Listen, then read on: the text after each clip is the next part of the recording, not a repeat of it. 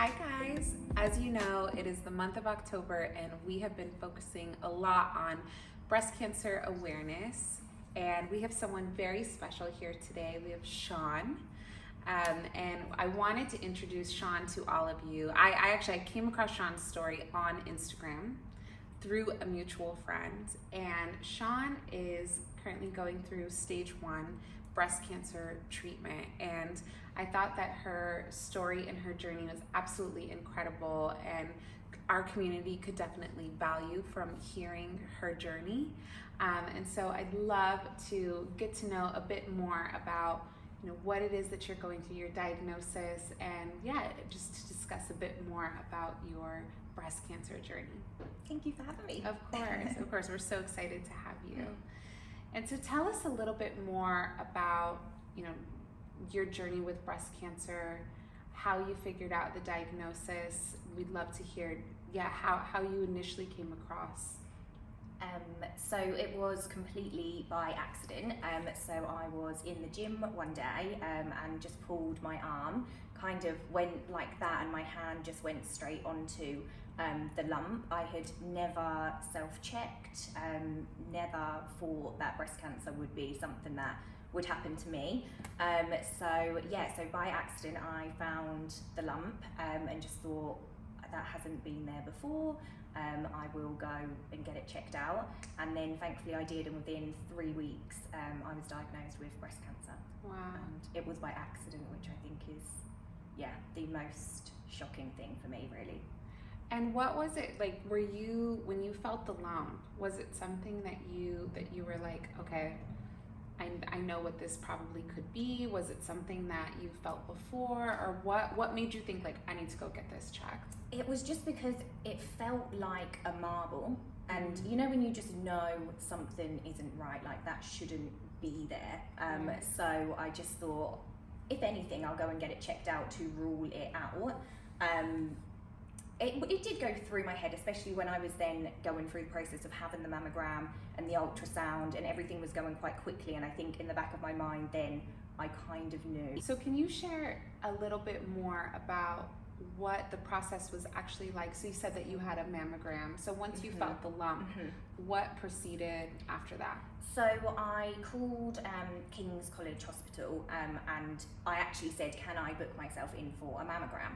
And then they obviously asked my age, and then when I was 28, they said you can't have a mammogram at 28, you'll need to see our specialist, which is Dr. Bello. So absolutely fine, went for the appointment. And then I saw Dr. Bello first, and she then did an examination, and obviously did feel the lump as well. And then I had an ultrasound that same day and a mammogram, and that was when I kind of knew something was, because on the phone they'd said I was too young to have a mammogram, and then obviously when you then have one, you know that something is going on. But obviously the reason why you don't have mammograms at this age is because most people's breasts are too dense. So they didn't actually get anything from my mammogram, it was the ultrasound. And then they booked me in for a biopsy the next, I think it was like 2 days later, because the first appointment was on the Thursday, and then I was going away for the weekend, so I didn't want to have a biopsy when I was going away for the weekend, so they scheduled it then for Sunday. So had the biopsy on Sunday, but everything moved very quickly. And then I think, it was about 2.5 weeks, and then I got the results back. So it was very quick. Okay. And they did everything kind of straight away, so it was a quick process. Yeah. And I mean, from my own personal experience, I know hearing a diagnosis like that, it's heavy. It's a lot. What would you say you felt in that moment, or what? I was just in shock, because I actually went on my own. I was dressed for work because I was going to go to work after. And when I walked in, the doctor said, "Oh, are you dressed like that because you're going to work?" And I just knew then. But it was just shock. Like, I don't really remember much about. I just remember saying, "But I'm not sick. Like, how is this happening? I'm not sick." And I remember her saying to me, "Good, because if you were, it would be too late." So. I was just in shock, I think. I don't think it sunk in. I don't even think it really has sunk in now. Yeah. So yeah, Sometimes it's like you're living in it's an like alternate yeah, reality. Yeah. Sometimes I feel like that's the way to cope with it. It's tough emotionally, physically. You're going through so much, and so sometimes it's like we just block it out. And so you said physically you didn't really feel outside of the lump. You didn't really feel any side effects when you were first diagnosed. Yeah, no, I was not unwell. I wasn't ill. I literally just had the marble-sized lump, and that was all. So yeah, I something just told me to go and get it checked, and yeah, thank goodness I did. And what has your treatment been like since your diagnosis? So I started with chemotherapy. So I have 2 rounds left. So I've had 14 rounds, and then two left. 14, 1, 4. Yeah. So I've had 14 rounds of chemo. So I started in June, and I was every week to begin with, and now I'm every other week. Okay. The first 12 weeks, if I'm honest, it was just got into a routine. I actually didn't have very many side effects. I carried on working. Everything was fine. This one is harder now. The hair has gone, but it's okay. It's okay. I actually have my 3rd round of this lot tomorrow. Okay. So I've got 2 more left. Okay. So yeah. 2 more left. 2 more. Almost there. Yeah. Always there. What happens after chemo? So then I will have surgery to remove the area. I don't need to have a mastectomy because I don't have the genes. So they're doing a lumpectomy, which is just removing the area. And then I will have radiotherapy. So my end date is kind of January, February time. Okay. So, yeah. Well, we're gonna definitely check back in then and see how everything is going, see how you're doing. Thank you again for sharing that. I know it's really hard to recount the journey and those moments. I guess I'm curious to see what have your revelations been after your diagnosis and going through this. What are some of the things that you realized about your overall health or your feminine health?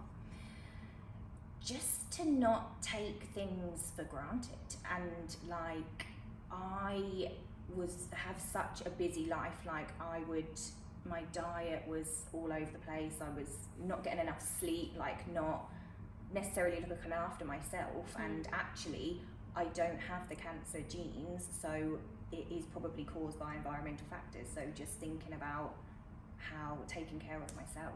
Right. So you mentioned that, because you don't have a history of breast cancer in your family, that this probably was caused by environmental factors. Can you talk a little bit more about that and what the doctors have advised to do going forward? So they haven't kind of said too much now, but later on they are going to kind of give me a few tips and things on what I kind of need to do moving forward. But things that they have mentioned are things like diet, and actually I didn't ever think I had necessarily a bad diet, but actually a lot of the foods that I was eating were fast foods and not fresh foods, and actually when you look at what is in those foods, it is just filled with not good and not healthy things.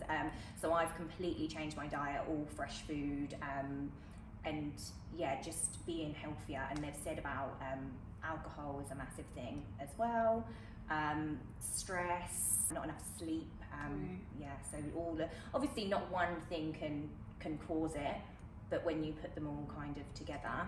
And another massive thing, which I didn't know, was if you start your periods before the age of 11, which I did, your chances of breast cancer actually increase, which I didn't know, and I started my periods at 9.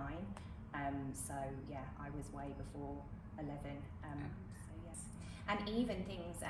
One of the doctors was saying about how if you haven't had children and you kind of get to your late 30s and late 20s and early 30s, then actually your chances, again, you're still kind of, not your chance, how can I kind of say it, like if you have children younger, it's kind of beneficial to your health as well in ways, in terms of breast cancer, and kind of the later you leave it, the more you're exposing yourself to different hormones and things as well. So oh, interesting. Yeah. It's just so much. It's just so much to consider. I know. We as women, we have it rough. There's a lot. Yeah. So you've decided to share your journey on Instagram. Mm-hmm. You have an Instagram, it's called Sian Knows Breast. Mm-hmm. What made you want to open yourself up and be vulnerable and share your journey with the world? Well, I am a very open person. I am an extrovert, so automatically I was just like, I just want everyone to know, because I don't want people to feel like they can't ask me a question, or there's an elephant in the room of what is going on. So I thought that was the best way, kind of just to show everyone that I want to talk about it, I can talk about it, and not to kind of feel awkward around me. But since I've kind of started it, it's actually more now to help other people. Like the amount of women and young women that message me and say that they've just been diagnosed, or they've gone for an MRI and they've seen my post about having an MRI and it prepared them, or what to take to chemo in their suitcase, like they've watched my video and that's helped them. So now it's more just to help other people going through it. And And I feel like similarly with Ketish and things that I've been through, it's like you closed it up for a long time, or maybe you felt like I couldn't share this, and now that you've opened it and you see these women and how appreciative they are of your message and how valuable it is, it just encourages you to keep doing it. Yeah, it really does. Yeah, because it's so needed. And also, when I was first diagnosed, I went onto Instagram and looked for women who had breast cancer, or looked for information, and there are so many young girls you just don't realise, younger than me, who have been diagnosed, and I was messaging them and they've helped me through it, and now I want to be able to help other people. It's one thing that you wish you would have known prior to your diagnosis. Just how important self-examinations are, because I had never self-checked before, ever, and was never told to self-check. So yeah, the importance of that, because had I not have found my lump by accident, within 6 months it could have been stage 4 breast cancer, which would then have been incurable, and within a year I could have been dead. So just the importance of self-checks, because obviously at my age we don't have mammograms, so the way that you are going to find it early is if you find it yourself. So yeah, just the importance of every month, and the best time to do it is exactly a week after your period has finished. If you don't have periods, you could just do it on the same day every month, and yeah, just really getting into the routine of checking and just noticing if something has changed and getting it checked. What are some of the things that you do to help you mental health wise? Well, I'm lucky because I am a very positive person anyway, but even the most positive people have moments, and I'm just lucky that I've had such good support around me. So all of my friends have been absolutely amazing, and recently it has been more challenging when my hair has started to come out, and I just kind of let myself feel the emotions. If I feel sad, let myself feel sad. If I feel angry, let myself feel angry, but then bring myself out of it. And something that helps me is, instead of focusing on what I've lost, so with my hair, losing my hair, just focus on what I'm grateful for and what I have. So I do still have a little bit of hair left on my head. I'm grateful that I managed to keep my hair for 14 weeks of chemo, because not many people can say that.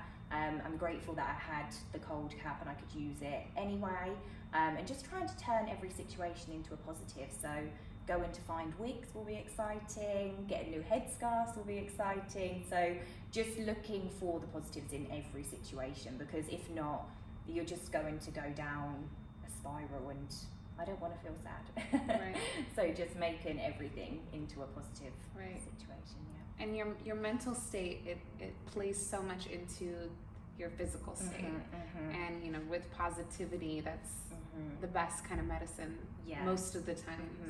And so I think it's so beautiful that you have such a positive outlook, and it's essential for your health. I mean, I know that the days are probably really tough, but it's so great that, one, you have a great support system, but two, that you're able to kind of fill yourself up with that positive energy. I think that that's great for other young women that are maybe just now embarking on a journey like this. I think it's important for them to hear that. And I remember my oncologist saying to me at the beginning, If you go into it telling yourself you're going to be unwell, you are going to be unwell. If you go into it with an open mind, you will do much better. So I actually sing to the chemo as it comes down into me, especially because this one is bright red now. So I'm like, I watch it come down and I'm like just singing along and just getting myself in a good mindset and not telling myself I'm going to be unwell. Just going in with an open mind, and it's been okay. What advice would you give to young women who just received a diagnosis? What is one thing that you wish you would have known when you first received yours? Just that you are stronger than you think you are. Like, no one actually knows how strong they are until they have to be. And actually, you might worry about things that, I mean, being told you've got cancer is possibly one of the most traumatic things you can ever experience. But actually, it's not so bad. Once you get to that point, you just have to deal with it. So there is no point worrying about things, because you're going to have to go through it, and you will just deal with it as it comes along, and actually you'll realise how strong you actually are and what you can go through. I'd never even been in hospital before, let alone having chemo in a hospital. And you will get through it. Yeah. And what would you say to someone that maybe is not necessarily going through breast cancer or treatment? What would you say to someone who knows someone who's trying to provide support? What advice would you give to them? Just always be there for and just be available for that person. And I actually think it can be harder for the person supporting the person through it, because they're trying to be strong for them when actually they probably just want to cry for me or for the person going through it. But I think it's just important just to always be there for them. And my friends have really obviously taken on that role over here. If I was at home, my mum would be available for me 24/7, but over here I feel like my friends have they have then treated me like their daughter, and just being available. Like, I've called my friend at 4 a.m. in the morning a few weeks ago because I was just having an awful night and I just needed someone there, and I know she has her phone on and has said call me at any point, and I did, and she was at my apartment within 10 minutes at 4 a.m. just always being there for the person, because they need you. And it's like to have that support and to know that you have people to lean on in those moments. It's so important. Is there anything else that you'd like to share with our community? Any final messages for us? I just want to say that if you are diagnosed with cancer, it isn't the end of your life. It isn't the end of everything, and actually it can be a blessing, because it has given me a new lease of life. I was a positive person anyway, but I feel like I'm even more of a positive person now, and just I'm very grateful for so many things, and just taking pleasure in life. Like, it can really just change your view on everything. So see it as a blessing, not necessarily a curse. Right. And it might not feel like it in the moment, but years down the line, it could all make sense as to, how this journey, this chapter in your life is leading you to a higher purpose and your best purpose and highest path. So I definitely agree with that. Thank you so much for being here today. I mean, I cannot begin to express how important this is. And I mean, we were just saying how, as young women, we often feel like we're invincible. And like we're going to have our health for the rest of our lives. And so it's important that we tune in, and that especially when it comes to our girls, that we're checking, because it could be a matter of your life and saving your life. And so we appreciate you being here and for being so open with us and sharing your journey. And if you guys want to follow along, you can follow Sean on Instagram on Sean Knows Breast, both Instagram and TikTok. I heard your TikTok has great tips. And we just really appreciate you, and you're welcome back anytime. Thank you. Yeah, and keep us posted on how everything is going. Thank you. Thank you so much. Thank you. Thanks, guys. Thank you.